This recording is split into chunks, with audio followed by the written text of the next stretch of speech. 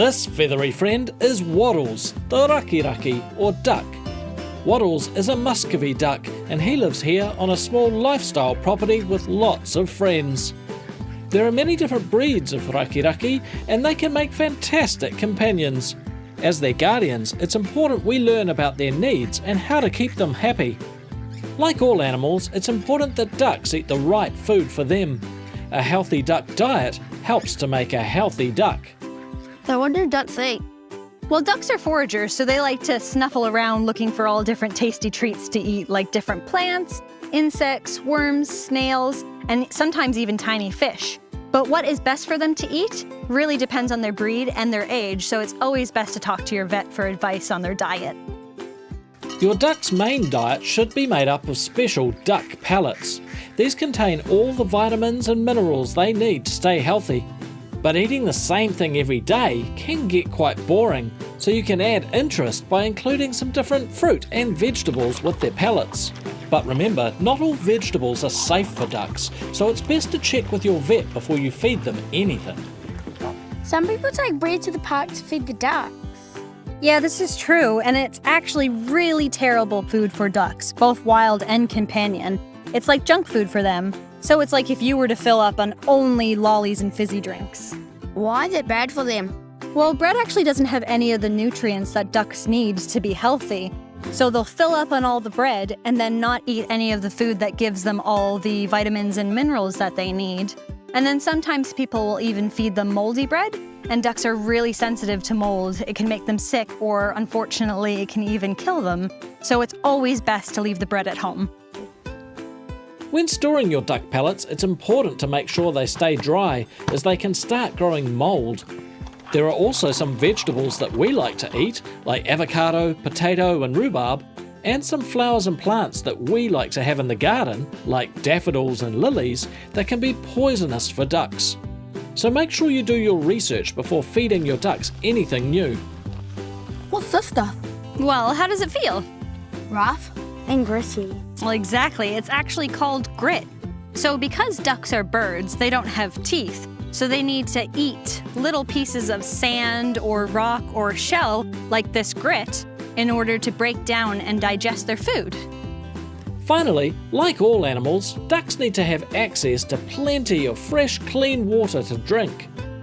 Ducks are water birds, and they often spend a lot of their day swimming or floating around in ponds or rivers. They can drink from these, but it's a good idea to also provide them with constant access to a supply of clean drinking water. Ducks can drink about 1 litre of water each every day, so make sure you keep it topped up. Feeding your ducks the right food for them is a great way to keep them healthy and show them your love.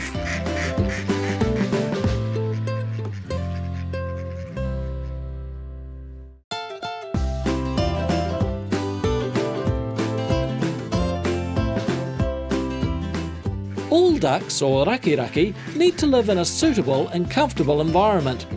A duck's home affects how they feel, think and behave. Providing your ducks with access to water, shelter and a comfortable resting area is one way you can make sure that your ducks stay healthy and happy.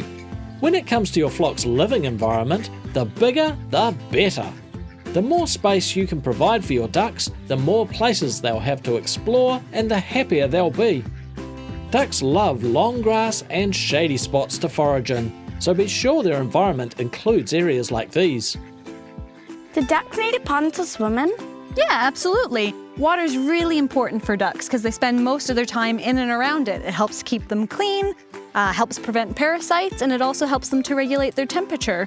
So if you are keeping ducks, it's really, really important that you have a source of water, so that can be a pond or a pool, as long as it's filtered and changed regularly. Pools and ponds should be at least 60 centimetres deep so that adult ducks can dunk their heads under. These water areas also need shallow sides so that your ducks can get in and out of the water with ease. Even though ducks love swimming, they can get tired and like to rest on the land as well.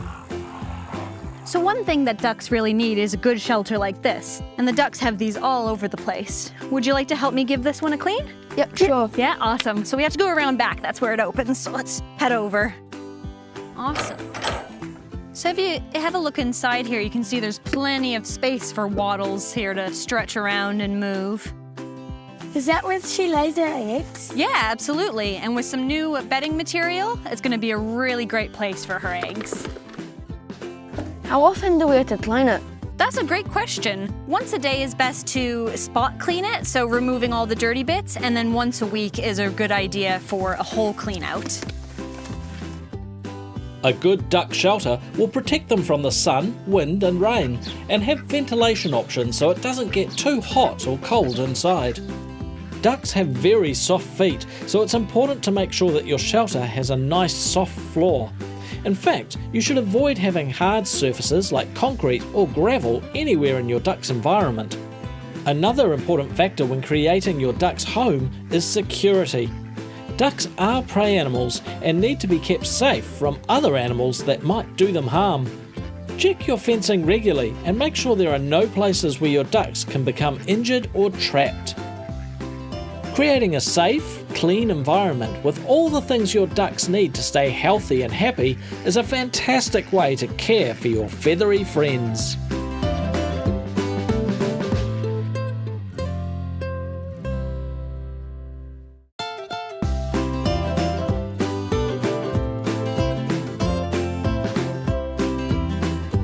This is Waddles, and you can see how she got her name. Being a duck guardian is a big responsibility. Just like any companion animal, it's important that we care for them and keep them safe and healthy. If you think one of your ducks might be injured or sick, it's important you get them help straight away. Just like you have a family doctor that you see when you're unwell, your ducks need their own doctor too. A veterinarian, or vet for short, is an animal doctor. Not all vets specialise in caring for birds, so it's best to check when making your appointment. How do we know if they're sick? Well, ducks are really good at hiding when they're sick or in pain, so it's a really good idea to just keep an eye on her, get to know her really well, and that way you can spot if there's ever anything unusual going on with her. So we just watch them? Yeah, exactly. Keep an eye on them, and when you go to feed them every day, have a visual check, so look at their eyes, their beaks, their feathers, their bodies, their legs, all that kind of stuff. And then if you do notice that anything's weird, make sure you contact your vet right away. Ducks can sometimes suffer from mites or intestinal worms, so they also need regular treatment with special medicine to avoid these. Your vet will know the best treatment for your feathery friends.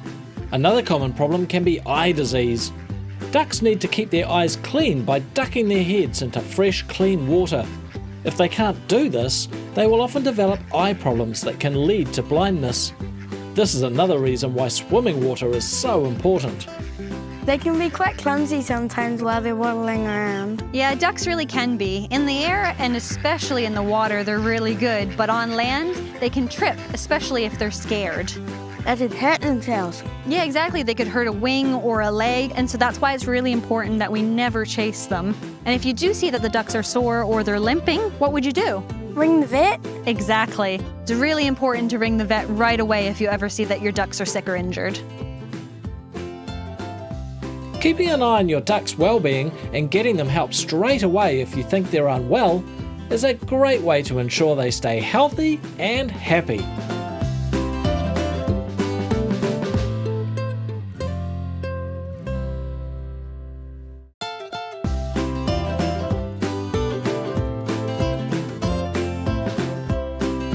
Waddles is a Muscovy duck, so it's important that she gets to do all the things that raki or ducks like and need to do. This is called expressing natural behaviours, and it's necessary for the well-being of any animal. Ducks are water birds. They love to swim and float around. Not only do they want to be around water and spend most of their time in and sitting beside it, but they also need water for their health and well-being. One behaviour you might notice is called head dipping, which is when they duck their heads under the water. This helps to keep their eyes and nostrils clean and healthy. Another important behaviour they like to do in and out of the water is called preening. This is when ducks distribute the oils from a gland at the base of their tails all over their feathers. They do this with their bills so they can maintain a healthy plumage and keep their feathers waterproof. So do ducks have to live with other ducks?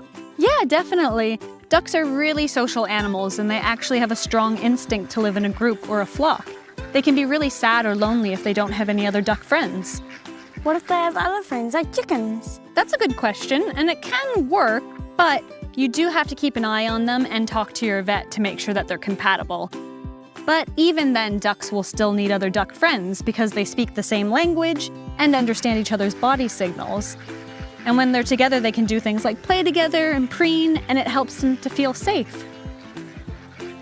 Another natural behaviour that ducks need to do is nesting.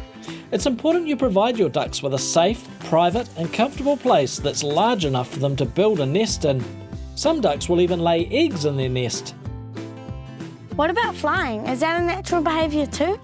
Yeah, it can be, but not all duck breeds fly, and most companion ducks actually don't. What's that?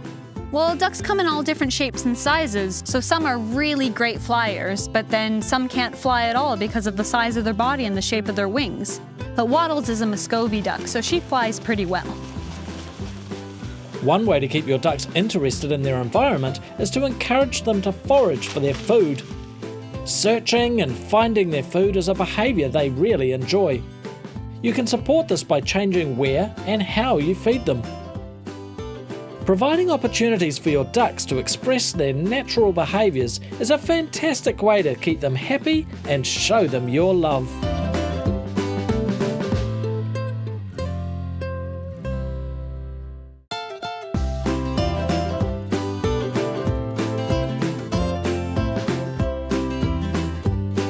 Ducks, or raki, are very intelligent and emotional animals that deserve to be happy, healthy and feel safe. Taking the time to care for your ducks and learning to understand their needs will help you know how to prevent your ducks feeling scared or stressed. Ducks are prey animals, so they can often get scared by anything new or loud entering their environment. You should always be quiet and calm around your ducks and never chase them. Do ducks like cuddles and pets? Well, every duck is different. So if you look at Waddles here, she really likes hanging out with her human friends, while her other duck friends like hanging out at the pond together. But in general, ducks don't really like to be handled too much as it can stress them out. They do like following their guardians around, sometimes gentle pats, or will even have a nap by you. They're quite curious animals. Why if you have to take it to the vet? Well, then you will have to handle your duck, and it's important to do so in a calm and safe manner, so always ask an adult for help. To keep your ducks happy and entertained, it's important to keep their brain exercised. Ducks are very clever and love to think and explore and work things out. You can encourage this by enriching their environment. You can give them puzzle feeders, water toys, mirrors, and even do some reward-based training with them. You'll be surprised how quickly they can learn. Do ducks fight sometimes? Yeah, they definitely can. So just like us, ducks have their own personalities, and sometimes when they're in a group, they can have a disagreement. But this is often because there's not enough space or nesting boxes, or there's not enough food for everyone. So if they ever are in a disagreement, you have to make sure that you separate them and talk to your vet for advice. But it is often because they're bored or there's not enough resources for them. Being a responsible duck guardian is about more than just feeding them a healthy diet and creating a comfortable place for them to live. You also need to provide an interesting world for them to explore and a stress-free atmosphere. Caring for your ducks with kindness and respect is a great way to show them your love.